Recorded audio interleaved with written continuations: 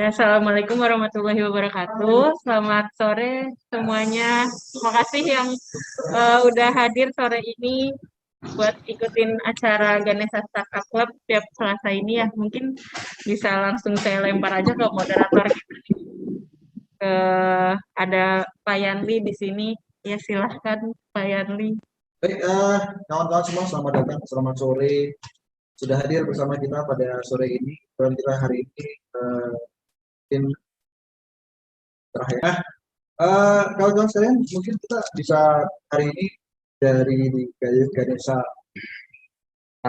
Startup Club menghadirkan dua orang yang muda-muda, yang cantik, yang bisa menjelaskan mengenai AI.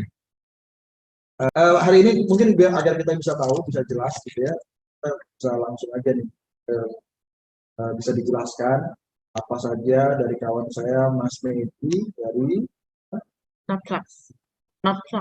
dari Notflux. Monggo Notflux. Silakan Mas Medi. Ya, ini salam kenal Pak Luki ya, dari Mbak Jihan, Mbak Putri, dan rekan-rekan yang lain. Saya langsung coba ini ya, masuk ke materi. Sebelumnya thank you nih bisa sharing di sini. Saya tuh biasa waktu ngisi agak bingung. Saya nanya ke Adi, ini lebih banyak interest kemananya ke arah apa namanya teknisnya kah atau ke bisnisnya? Jadi mungkin agak gado-gado. Tapi saya coba cepat. Mudah-mudahan ada bagian yang menarik yang bisa apa namanya nanti dieksplor lebih lanjut ya. Jadi ya salam kenal. Halo, nama saya Medi Fitranto, Senior Co-founder dari Notflux. Notflux di-establish tahun 2016 oleh dua engineer. Kita dari Teknik Industri ITB berdua, saya sama Faris Rahman atau dipanggil biasanya AIS. Dan definisinya dulu kita provide intelligent video analytics ya, apa namanya using computer vision dan deep learning gitu ya. Dan ini lebih ke arah awalnya perjalanan saya, ini lebih ke arah entrepreneurship. Saya ternyata pas lagi lihat, oh ternyata ada beberapa ya, saya sempat usaha gitu ya. Jadi pertama kali banget itu bikin usaha itu bisa dibilang dulu Sushi Bun ya, sushi. Ini tuh lokasi di Jalan Dago. Dulu waktu saya masih kuliah itu masih ada Edward Forer dulu. Ini daerah dekat Asia, dekat BCA, jadi di Dago sebelah apa tuh namanya? Sebelah timur berarti. Awalnya mobil, cuman lumayan laku dulu, sekitar 5 bulan 6 bulan udah break even point, terus akhirnya kita bisa pindah ke tempat yang lebih besar di depannya gitu ya. Dan ternyata kalau diingat-ingat ini pengalaman exit pertama, jadi akhirnya company-nya saya jual sekitar tahun 2010 akhiran lah, sekitar tahun itu. Terus saya coba bikin sepatu. Nah ini sepatu cewek dulu, ke arah fashion aja, ada wedges, flat, heels, jadi saya mainan ke sana gitu ya, untuk home industry gitu. Nah dari sini terus next-nya itu journey apa namanya baru kesampaian Notflux gitu ya, bikin Notflux. Cuman dalam perjalanan sebenarnya banyak banget yang saya sempat coba explore, cuman ada yang kejadian, ada yang enggak, dan termasuk di sini sama Adi Nugroho juga ya, sempat explore banyak ya, dulu sempat ada untuk di area apa namanya kembang biak dan yang lainnya gitu ya. Nah ini journey-nya, nah terus pakai Notflux itu sebenarnya apa gitu kan. Nah ini ambil video yang at least bisa quick explanatory ya. Jadi ya kita bergerak di area vision AI, jadi bagaimana mesin itu mampu melihat layaknya dalam konteks manusia gitu ya, melakukan interpretasi gitu. Dan kita bisa dibilang the first and the largest ya, kalau secara market reach dan yang lainnya di market di lapangan saat ini kita posisinya termasuk yang bisa dibilang harusnya yang lead di depan. Dan memang banyak kita berangkat awalnya dari surveillance ya. Dan saat ini kita seperti apa, ini bisa dibilang alhamdulillah udah dari ujung barat sampai timur Indonesia, dari Aceh, Papua, 30 lebih kota, dan kita integrasi dengan 192 juta data penduduk Indonesia saat ini untuk face searching-nya.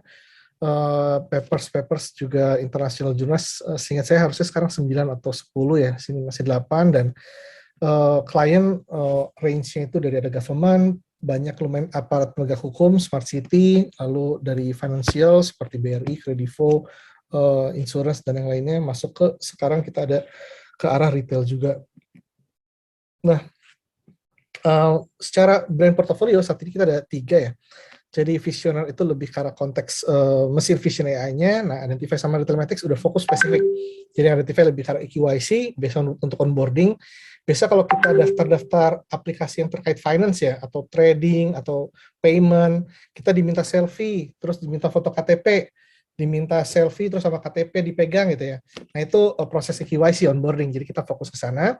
Lalu Retailmatics ini lebih ke arah Salesforce automation, biasanya di ada canvasser atau auditor dari brand, biasanya jadi kliennya brand untuk mengaudit di lapangan itu posisi produk mereka gimana, relatif terhadap yang lain gimana, available atau enggak, sesuai dengan planogram atau enggak, jadi kurang lebih seperti itu.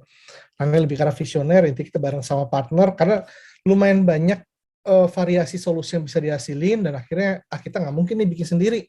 Akhirnya kita mundur ke belakang secara value chain-nya, cuman platform kita bikin open supaya partner-partner bisa integrate sama kita. Nah, dari situlah akhirnya ada partner yang bikin untuk visitor management system, ada untuk SIM card renewal, ini untuk XL gitu ya, ada untuk smart city dan yang lainnya gitu.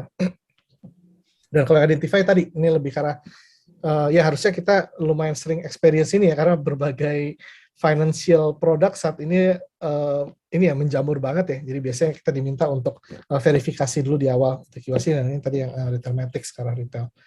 Dan ini tadi lebih karena paper. Nah, ini NIST ini lumayan menarik. NIST, to be honest, waktu kita pertama kali lolos, rasanya kayak nyetak gol. Mirip kayak pertama kali integrasi sama Dukcapil ya. Milestone besar banget buat kita gitu ya. Jadi ini kita submit di tahun 2019 pertamanya. Tahun ini kita lagi pengen update lagi. Jadi waktu itu tuh di Indonesia itu belum ada, jadi kita yang pertama. Dan even jadi NIST itu National Institute Standard of Technology dari Department of Commerce. Dia itu punya FRVT, Face Recognition Vendor Test. Nah, ini buat testing kualitas dari face recognition. Nah, itu kalau kayak FBI, CIA, dan lembaga-lembaga penegak hukum lainnya di US pengen beli, itu harus lolos NIST dulu tuh. Dan somehow standar ini jadi standar global. Jadi mau produk dari Israel, China, Rusia, Jepang, itu semua berlomba-lomba untuk dapetin ranking di sana. Jadi rankingnya tuh kayak ulur, kayak tangga leaderboard gitu. Jadi bisa ada yang di atas siapa, Microsoft, terus tiba-tiba NEC, sekarang tiba-tiba G2, SenseTime, Hikvision dari China gitu. Nah, waktu itu kita di Southeast Asia, even cuma ada 4 doang. Jadi dari Singapura itu 3, dari Indonesia cuma 1, Notflux. Dari Singapura 3 itu 2-nya Panasonic Research dari Jepang gitu semuanya. Nah, kita ranking 25 dari sekitar 90-100, jadi 75 persentil di atas gitu ya. Cukup membanggakan untuk anak-anak di Notflux prestasinya gitu. Nah, ini beberapa implementasi kita, ini videonya ini di Polda Metro Jaya untuk Asian Games 2018, terus lanjut waktu itu di IMF World Bank Group Summit juga di Bali. Saat ini kita juga lagi preparation untuk G20 juga di Bali ya. Lumayan lagi roll out banyak CCTV juga untuk surveillance. Lalu di situ juga kita ngelakuin integrasi data dengan Dukcapil untuk ke arah face search engine kita. Dan dengan Jakarta nih lumayan banyak kolaborasi yang lebih ke arah co-create ya. Jadi lumayan macam-macam ya. Kadang ada untuk lebih ke arah parkir, tax initiative, ada untuk water level monitoring, ngeliatin permukaan air di sungai, dan berbagai macam ya. Termasuk kayak ini mobility monitoring waktu lagi COVID, jadi ngeliat waktu lagi PSBB, jalanan di mana tutup, itu kerumunan di mana, mobil banyak lewat di mana, ini lumayan jadi data pendukung di tim Jakarta ya.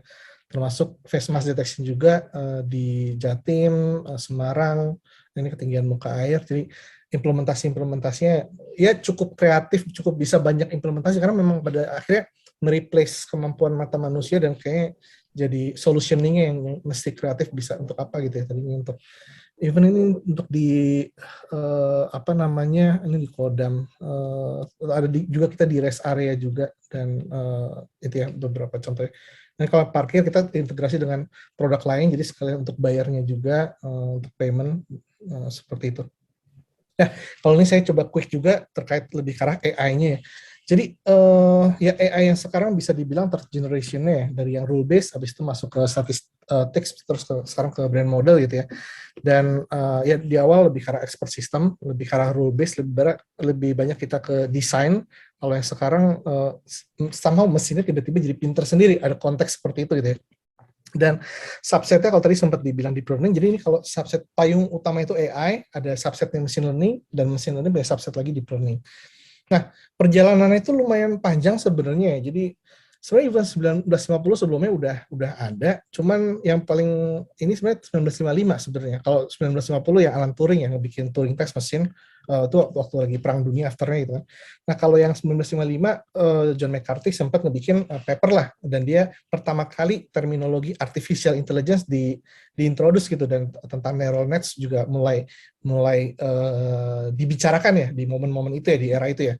Nah cuman sempatlah mendapatkan AI Winter di tahun 1980-an, bahwa ternyata tuh hasil risetnya nggak bisa going practical gitu, dan even itu challenge sampai saat ini gitu. Masih banyak elemen-elemen di mana AI itu belum bisa praktikal. Mungkin kalau teman-teman dengar kayak FSD-nya, full self driving-nya Tesla gitu ya, sempat dirilis beta, tiba-tiba 1 hari 2 hari langsung ditarik lagi, ternyata gagal gitu ya. Ada beberapa fail. Jadi masih cukup menemuin banyak challenge untuk bisa kita tap in dengan real world condition gitu ya. Tapi dari situ ketemu tuh momen-momennya, terutama di Blue waktu itu lawan Garry Kasparov ya, main catur. Dan yang paling signifikan sebenarnya cuma nggak ada di sini, atau ada ya? Oh, AlphaGo, tapi harusnya 2015 yang lawan Lee Sedol, yang apa namanya dari Corcel, Grandmaster Go Board ya. Dan itu lumayan signifikan karena di situ permainannya agak beda dengan catur, yang itu bisa brute force. Di Go ini lumayan unlimited apa namanya move, sehingga nggak mungkin pakai komputasi brute force, dan akhirnya dia lebih ke arah perlu creativity di dalamnya gitu, dan disitulah lumayan leap AI luar biasa gitu. Dan ini kalau lebih ke arah sebenarnya mesin lihat apa sih, kalau kita kan langsung lihat oh dia angka 8 miring nih ya, tapi sebenarnya mesin itu lebih kadang lihat ada angka-angka di dalamnya gitu ya. Ada dari 0 sampai 255 ngasih indeks red green blue value biasanya kan, ngasih konteks 3 warna kombinasi. Kalau tadi karena apa namanya cuman warna black doang, udah di grayscale jadi cuma 1 spektrum gitu. Dan ya kurang lebih itulah sebenarnya yang mesin lihat dari pattern-pattern ini. Dia jadi sebenarnya lihat pattern angka instead of apa yang kita lihat secara visual, karena sebenarnya otak kita udah ngolah suatu warna itu jadi suatu pattern gitu. Nah, kalau mesin lihatnya dalam konteks angka. Nah, dalam perjalanan tadi ada machine learning, deep learning. Kalau machine learning ya dulu feature-feature-nya manusia yang ngebikin rule-nya tuh, oh saya pengen ke kanan, kalau misalkan abis ngelihat ini ada edge-nya atau ini ada warna apa, nanti dia ke kiri, nanti dia ke atas gitu. Jadi ada desain manusia di sana. Kalau deep learning kita lebih ke arsitektur umumnya, tapi untuk proses menentukan features-nya, extraction-nya itu dari deep learning sendiri. Makanya kadang kita nyebut, oh ini kayak black box nih, kita nggak tahu gimana caranya sebenarnya mesin itu berpikir gitu ya, secara deep learning. Dan ini lebih ke arah konteks ya, apa namanya, peran AI di Industrial Revolution. Ya kita industri 4.0 lebih karena memang integration cyber physical system ya, antara konteks digital dengan konteks fisik, integration dan kolaboratif dengan tadi ya. Makanya sekarang lebih karena open API, banyak data termasuk IoT producing, AI untuk intelligence-nya, dan connected antara cyber dan physical gitu. Dan kali saya lebih karena beberapa lesson learn waktu jalanin Novavax. Jadi pertama dari perjalanan nih, waktu dulu saya di awal-awal tuh lumayan sama idea tuh lumayan, ntar saya cerita ke investor ini, nanti investor ini malah bikin sendiri nggak ya, masih kayak gitu. Tapi semakin sekarang justru yang saya pelajarin, saya malah nggak takut dan malah ya cerita aja lah. Karena kenapa? Karena saya ngerasain sendiri gitu. Saya punya ide tapi ternyata buat eksekusi luar biasa susah gitu. Jadi kalau misalkan ide saya dicolong orang dan orang itu mampu mengeksekusi, saya pikir ya orang itu berarti deserve untuk bisa mendapatkan execution of idea ini, karena memang eksekusi ide itu lumayan jadi tricky point yang paling besar gitu kan. Nah waktu itu kita ngelihat the biggest challenge pertama pasti funding waktu di awal, masih prototyping, masih awal, untuk bisa ngedapetin kepercayaan dapat funding itu lumayan challenge pertama. Tapi saya pikir di antara era sebelumnya dan sekarang itu sangat much easier gitu ya. Kalau zaman dulu tuh nyari fund itu susah, kemungkinan kredit ke bank juga harus ada record 2 tahun dan yang lainnya. Kalau sekarang investor-investor lumayan menjamur juga ya untuk bisa even di pre-seed condition gitu ya. Nah after itu yang lumayan susah saya adalah nyari talent. Karena problemnya saya sama Ais pick teknologi yang agak masih jarang, dan akhirnya nyari talent itu suatu hal yang susah. Apalagi kita dulu di awal masih berdua, gimana cara ngebikin orang yang bagus percaya sama kita yang nggak punya resume, nggak punya career proof, untuk bisa mereka bareng kita berjuang bikin Novavax di awal-awal ya. Dan even kalau talent sebenarnya sampai saat ini, terutama kalau sekarang konteksnya beda, lebih karena talent wars dan talent scarcity di industri gitu ya. Dan kalau execution ya ini another big monsternya, another devil in details-nya, yang terutama alignment dengan tim dan yang lain itu menjadi suatu hal yang saya pikir jadi challenge terbesar untuk bisa create innovation happen gitu ya. Dan ini lebih ke arah pembelajaran yang even sampai sekarang saya masih suka kejebak. Jadi ini saya bilangnya never ending trap in tech product ya. Dan saya sempat nonton juga waktu dulu ada di ini Steve Jobs ya. Jadi di dalam suatu event dia cerita bahwa you've got to start with the customer experience and work backwards for the technology gitu. Jadi jangan start kita pengen teknologi apa, lalu kita baru figuring out ini mau dijual kemana gitu. Dan dia bilang, I made this mistakes probably more than anybody else in this room gitu. Jadi Steve Jobs kena trap ini berkali-kali gitu. Dan to be honest, ini yang saya sering banget kejebak gitu, karena saya dan Ais senang sama teknologinya, akhirnya tuh lebih tertarik sama teknologinya. Oh, teknologi bisa ini, bisa itu, bisa ini, bisa itu. Tapi akhirnya kita lupa customer-nya itu sebenarnya butuh apa sih yang realnya. Dan ini lumayan membuat lama product market fit, akhirnya membuat lama growth, memberikan challenge secara apa namanya market adoption dan yang lainnya, yang saya pikir ini trap yang even sampai sekarang saya juga jaga-jaga supaya selalu ini ya, selalu bisa aware dan bisa manage hal ini gitu. Dan ini tambahan, ini sebenarnya lebih ke arah tentang ini pembelajaran saya tentang, karena saya dulu dari teknik industri ya. Nah, teknik industri itu berangkatnya kita memang paling dominan itu dari lean manufacturing. Sebenarnya kan ya scientific management baru even muncul dari dulu dari Taylor, dari apa mulai ngukur motion study dan lain-lain, mulai dapat boosting secara organization. Saya lihat tuh waktu di Henry Ford ya untuk bisa mass production Industrial Revolution kedua. Nah, cuman waktu lean manufacturing memang waktu di Jepang bagaimana dia bisa bikin mobil dengan kualitas yang lebih bagus daripada US tapi dengan harga yang lebih murah. Ini memang changing cara manusia itu manage organization gitu kan, scientific management pada saat itu gitu, dengan apa namanya statistiknya di situ gitu kan. Tapi memang dia pendekatannya itu lebih ke arah continuous improvement, Kaizen, habis itu lebih ke arah waste elimination, makanya ada GIT, ada Kanban system yang lebih ke pool, inventory dihilangin, jadi lebih ke arah apa GIT gitu ya. Dan dia sebenarnya akhirnya lebih ke arah ke slow tapi continuous improvement gitu. Dan ternyata waktu saya ngelihat di konteks dalam innovation sekarang, di mana VUCA happen dan semua ngejar disruption, innovation itu jadi benda yang dikejar-kejar di mana-mana gitu. Dan kelihatannya memang introduction dari innovation ini balik lagi ke US, dari awal Jepang balik ke US, terutama di zaman-zamannya HP, Apple, Microsoft, di mana dia bukan ke arah continuous improvement, tapi lebih ke arah quick validation gitu. Nah, ini yang kadang saya lihat lumayan, kadang kalau saya di Notflux, karena bawaan saya lebih ke arah systematic system improvement, kadang lumayan desainnya agak lama, kadang ada ke bawah waterfall-nya, terus kebayang apa namanya, pengen sistemnya supaya rapi, oke, bisnis prosesnya kayak gimana segala macam, yang somehow semakin kesini saya malah jadi lebih pragmatis untuk bisa quick validation. Desain ini nanti dulu deh kita coba hajar ke klien, kalau mereka suka, mereka feedback, baru kita maju. Kalau enggak usah maju. Jadi ini pembelajaran yang cukup menarik ya buat saya sendiri tentang bagaimana kita bisa apa namanya mendorong konteks innovation gitu. Dan ini saya juga dapat dari Eric Schmidt ya, dia ex Google CEO, bahwa real innovation itu is hard to do when you have a process culture with Six Sigma, risk management and others gitu. Makanya kalau di Google ada 70 20 10, jadi 70 itu core kerjain, 20 itu yang shared collaboration bareng tim lain, yang 10% kerjain apapun, yang pengen creativity-nya apa, akhirnya bisa ngebikin YouTube, Gmail, dan yang lainnya gitu. Innovation hadir dari chaos-nya gitu, bukan dari proses culture-nya gitu.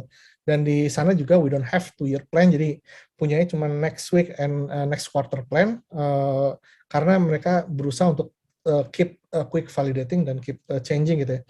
Dan ini saya sempat dapat juga di Alibaba ya, jadi bagaimana mereka itu dari strategic approach ya, membuat chaos dari masa yang udah masuk ke masa stable. Jadi waktu di awal 99 2001 mereka chaos, di sana innovation happen, Alibaba yang e-commerce ya.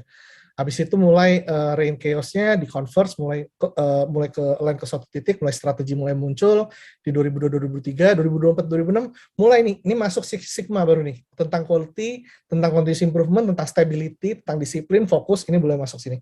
Tapi di 2007 mereka creating chaos on another part dari organization. Ini untuk ngebikin ada Alipay, untuk ada ngebikin China, ada ngebikin untuk banyak inovasi lanjutan, biasanya mereka ngebikin chaos lagi.